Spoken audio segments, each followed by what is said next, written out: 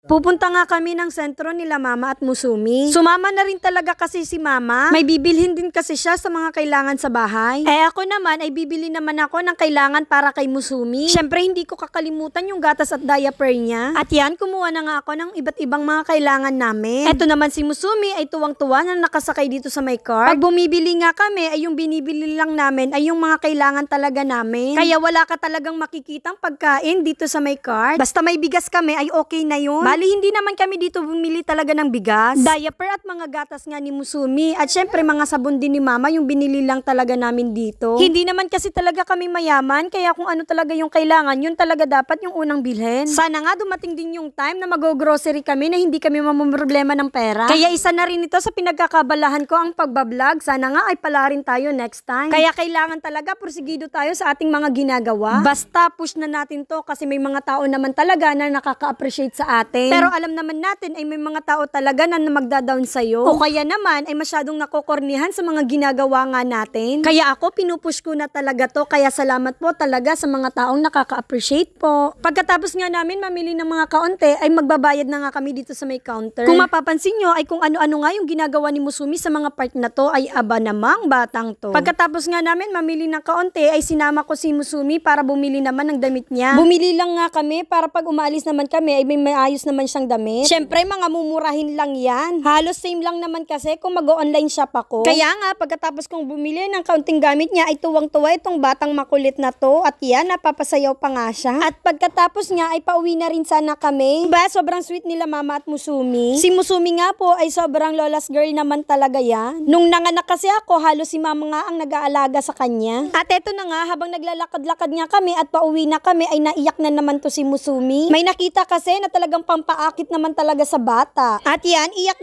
na nga at gusto talagang pumasok. Sabi ko, kulang na budget namin. Pero maya-maya nga po ay pinagbigyan na rin namin ni Mama. Ito rin nga po pala ang isa sa mga dahilan kaya hindi ko siya kalimitang sinasama sa mga gala. May mga oras kasi talaga na sobrang dami niyang request. At may mga oras na pag hindi mo siya napagbigyan ay talagang iiyak. Kaya minsan iniiwan ko na lang talaga siya sa bahay. Kaya ito, kakain na nga kami nila Mama dito sa may Jollibee. Kasi sobrang iyak na talaga nga ni Musumi. At ito lang nga po pala yung mga in-order namin. Nag-order nga dapat ako ng spaghetti para kay Musumi. Pero ang ending, si Mama nga yung nag-spaghetti kasi hindi naman talaga mahilig si Musumi ng spaghetti. Kaya pag napapakain kami ng Jollibee, mas gusto niya talaga yung kanin at chicken. Wala kasi talaga yan pakialam sa may spaghetti. Tara po, kain po. Sobrang dami nga nang nasa plato ni Musumi. Ito naman yung kay Mama. May kanin naman at may ulam. Tara po ulit at kain po tayo. Bali, tumabi na rin nga sa akin si Musumi para makakain din ng maayos si Mama. Alam nyo, nung bata pa ako ay bihira lang ako makakain sa ganito. Siguro nga nung may trabaho na ako, tsaka lang kami nakakain sa may mga ganito. Buti nga ngayon ay napaparanas ko naman kay Musumi yung mga dating hindi ko man lang naranasan. Basta kunting sikap pa at mararanasan din natin yung mga naranasan ng ibang tao. Salamat nga po pala sa 10k followers. Alam nyo, dati nangarap lang ako kahit 5k sa darating na June kasi magba-birthday na ako. Pero ngayon hindi pa nga June at meron na tayong 10k followers po. Kaya salamat po talaga sa inyo. Salamat po sa lahat ng nakaka-appreciate nga po sa amin. Sana nga po ay suportahin nyo rin nga po yung aking kapatid. Sa mga hindi nga po nakakaalam ng kanyang page, yan nga po yung page niya. Yung sa may taas po, yung Asiren Vlog po. Sobrang dami rin nga po talaga niyang upload ng mga magaganda, kaya support nyo rin nga po siya. Salamat po. Papalo nga po ng kanyang page. Sa mga nagtatanong nga po kung naayos ko na nga po itong page natin, ay for review na nga po siya ulit. Kaya sana nga po ay tuloy-tuloy na nga po itong maayos. Kaya hanggang dito na lang muna nga po. Salamat sa panonood. God bless!